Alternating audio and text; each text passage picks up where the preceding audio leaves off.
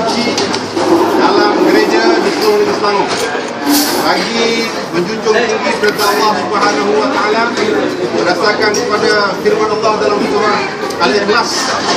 Kita nyatakan dengan sesungguhnya umat Islam membantah keras penggunaan kalimah Allah dengan disalahgunakan oleh pihak yang tidak bertanggungjawab, termasuk statement yang ditentukan oleh Sir Lawrence Andrew.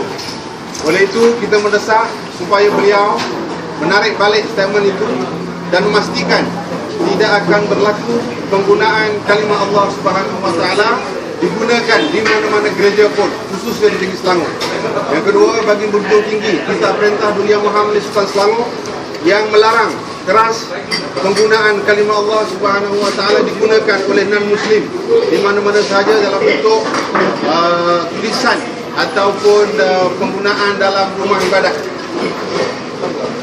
Oleh itu, sekretariat ini akan terus mengemukakan bantahan kepada Father Sir Lawrence Andrew secara peribadi, dan kita tidak akan bersekongkol dan memberi izin kepada mana-mana gereja menggunakan kalimah Allah ini, termasuk juga golongan non-muslim yang lain.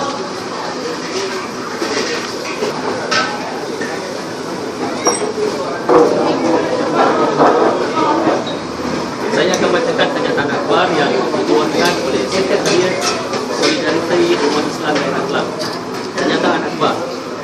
Hari ini, Sekretariat Solidariti Umat Islam Daerah Kelang ingin menyatakan kekesalan terhadap kenyataan yang telah dikeluarkan oleh Padri Lawrence Andrew dalam Malaysia ini, yang mengatakan tidak mahu mematuhi kitab Duli Yang Maha Mulia Tuanku Sultan Selangor yang telah menasihati dan mengarahkan mana-mana rakyat negeri Selangor yang bukan beragama Islam daripada menggunakan kalimah Allah di dalam ucapan keagamaan, dalam upacara keagamaan mereka.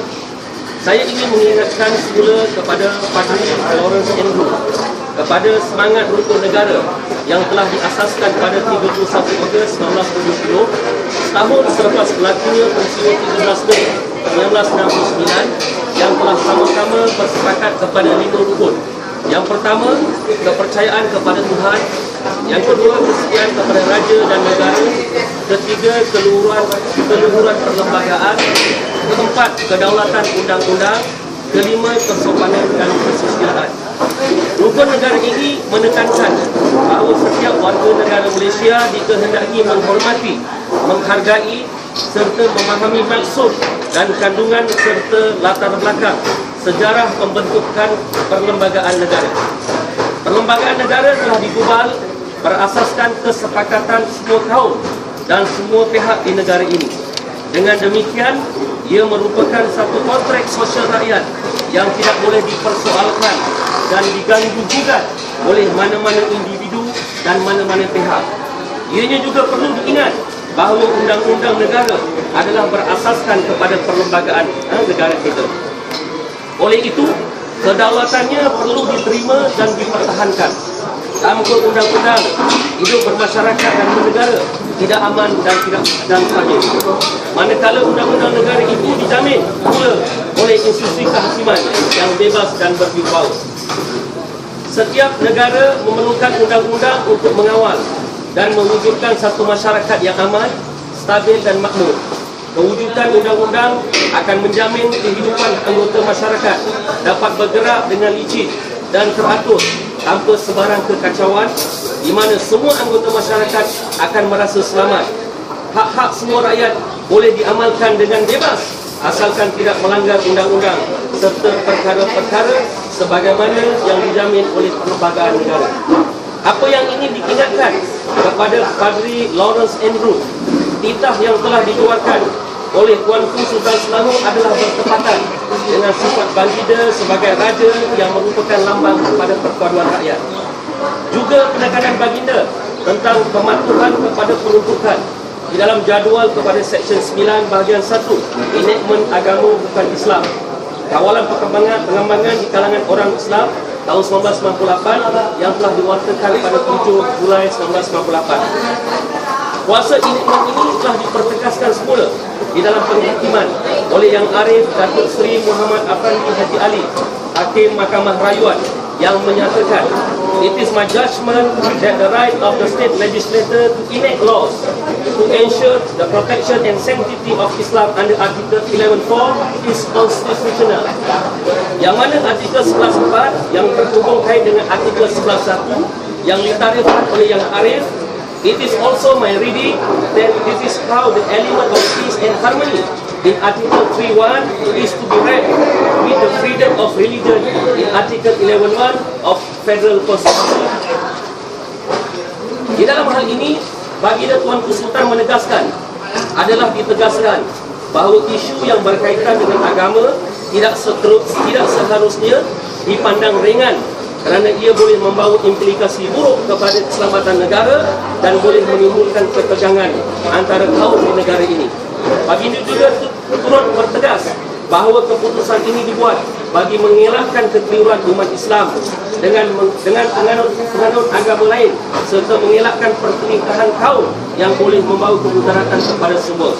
Kepada Padri Lawrence Andrew dan ketua-ketua padri yang ada di seluruh negeri Selangor adalah diingatkan tentang kesimpulan keputusan penghakiman Mahkamah Rayuan pada 14 Oktober 2013 yang menyatakan that being the historical fact, it can be concluded that the word or name Allah is not an integral part of the faith and practice of Christianity, in particular that of the Roman Catholic Church. Dan perlulah diingat bahawa keputusan penghakiman yang telah dibuat oleh Mahkamah Rayuan ini adalah terpakai sehingga dan selagi mana tiada penghakiman yang baru sekiranya ada. Dan pada hari ini, Sekretariat Solidariti Umat Islam Rakyat Kelang menyatakan akan menghantar satu notis pantahan kepada kedua padri pada 5 hari bulan Januari 2014 di gereja Church of Our Lady of Lourdes nombor 114 Jalan Tengku Kelana 41,000 Kelang, Selangor, yang mana ia berhampiran dengan Istana Alam Shah, lambang kesultanan Istana Negeri Selangor itu sendiri. Sebagai satu peringatan awal terhadap desaan tuntutan mohon maaf yang telah dibuat oleh pelbagai pihak kepada Tuan Padri Lawrence Andrew yang akan tamat tempoh pada 5 Januari 2014 hari Ahad ini. Saya juga dimaklumkan bahawa perkara yang sama juga akan dibuat oleh masyarakat di daerah Gombang pada hari yang sama dan akan dituruti oleh daerah-daerah yang lain. Sekian, terima kasih. Sekretariat Solidariti Umat Islam Daerah Kelang yang dianggotai oleh UMNO Bahagian Kafar, Jati Malaysia, Perkasa, ISMA, GAP, Gerakan Masyarakat Prihatin Meru, Kelab Sukan Komuniti Meru, Persatuan Anak Polis Kebangsaan, Gerakan Belia 4B, Perapi, dan ada beberapa NGO yang belum dicatatkan namanya. Sekian, terima kasih. Allahu Akbar. Allahu Akbar. Allahu Akbar. Assalamualaikum warahmatullahi wabarakatuh. Salam sejahtera. Berhubung dengan apa yang berlaku dalam konteks isu kalimah Allah ini, Ikhlas mengambil desakan supaya pihak berkuasa agama Islam, khususnya Jabatan Agama Islam JAID melalui penguatkuasaan, memantau dan memastikan tindakan penguatkuasaan undang-undang dilakukan secara serius bagi memastikan isu ini tidak berterusan membelenggu dan menjadi duri dan daging dalam konteks perpaduan dan juga keharmonian masyarakat. Dan kita dapati di antara permasalahan yang berlaku disebabkan oleh lemahnya kelima penguatkuasaan ini, yang kita mendesak supaya pihak-pihak berkuasa, khususnya berkaitan dengan hal umat Islam, memastikan mana-mana juga pihak yang sudah melanggar enakmen undang-undang syariah negeri Selangor diambil tindakan dengan keras-kerasnya. Dan kita jadikan apa yang berlaku ini sebagai satu desakan daripada golongan kafir harbi yang secara terbuka menyatakan permusuhan mereka terhadap umat Islam itu sendiri, dan kita tak mahu sekiranya perkara ini berterusan sehingga memaksakan umat Islam mengambil tindakan yang lebih drastik dalam menangani masalah ini. Harap pihak berkuasa dapat melaksanakan penguatkuasaan dengan sebaiknya. Allahu Akbar. Sekian, terima kasih.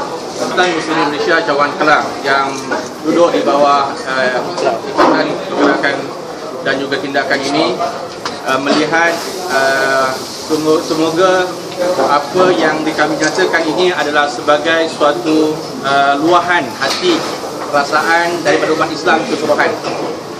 Cuma kita harapkan supaya semua masyarakat yang ada di Malaysia kena faham, sesungguhnya hari ini kami menganggap bahawa isu ini adalah isu daripada individu, dan kami harapkan semoga kepada pengikut-pengikut ajaran yang agama Kristian supaya menganggap bahawa ini adalah kami menganggap orang Islam menganggap bahawa ia adalah sebagai statement individu setakat ini.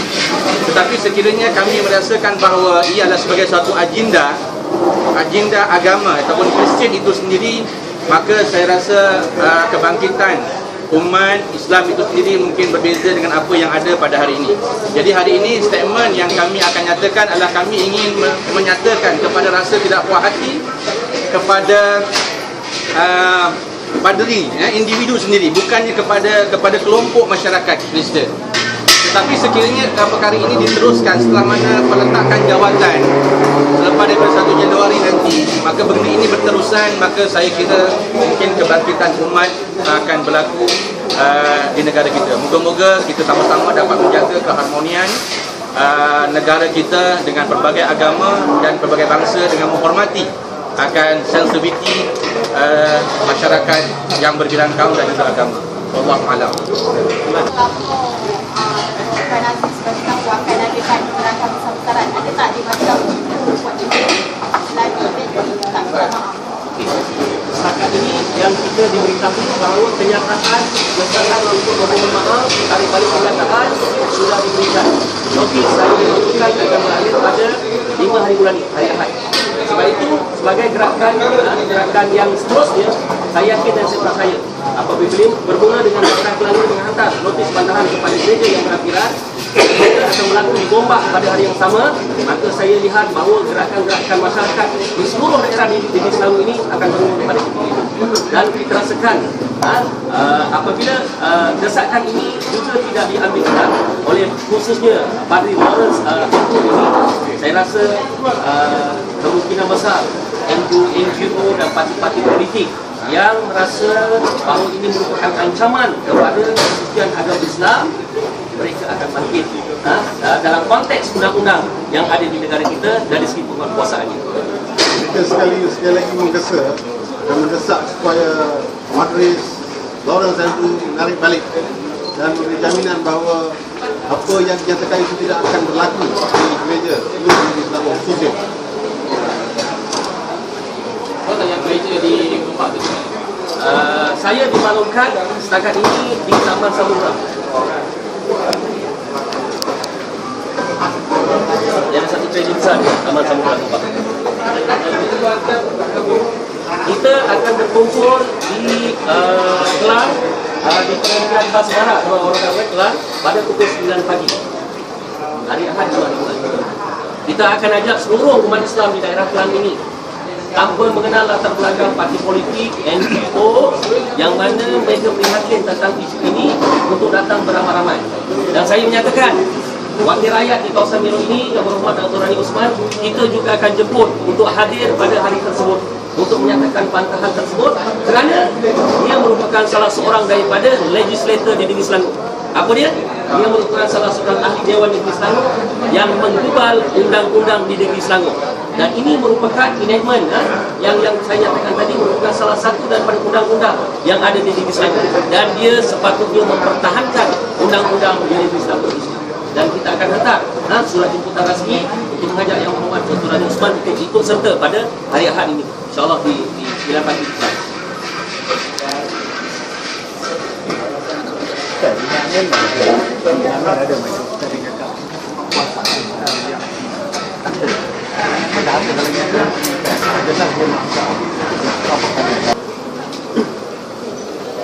Untuk makluman juga